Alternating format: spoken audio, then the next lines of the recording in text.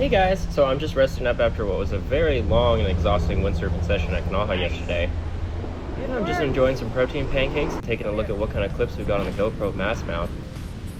And I just wanted to go over what was quite possibly one of the most confusing windsurfing clips ever recorded. Starting off here with a Wave 360 at the Tidy Bowls peak out there at Upper Kanaha. Yeah, that felt super gratifying to stomp.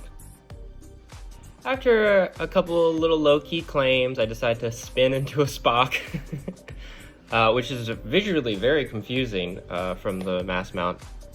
Kind of a cool visual trick. Yeah, that wave felt really good. I had just watched Mark Perret launch a gigantic Wave 360 on the last set, and so I was hoping to do something similar.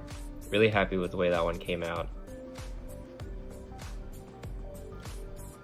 So after a couple of connections on the inside, I decided to kick out with a duck tack, which is kind of like my latest new trick that I've learned over the summer. Yeah, there it is. And then I peek around the mast just to make sure that you're still watching. Yeah, that made me happier than it probably should have, but it's been a tack that I've not had the confidence to use for 20 years, and I've just now gotten them down consistently. And unlocking the dynamics of ducking behind the sail like that has really opened up a brand new understanding of the way that the sail actually behaves in the wind, so it definitely inspires me to do more.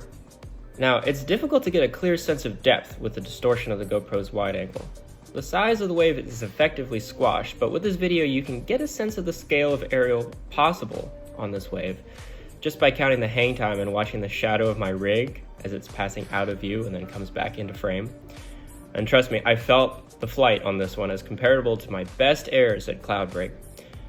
Boy, did I feel the landings as well. There's so much water being drawn up the face when the wave is barreling like this that the surface tension becomes exponentially greater than on a wave like Hokipa. I wouldn't shy away from a large aerial at Hokipa, but here it definitely gives one pause knowing that the higher one goes, the more severe the impact.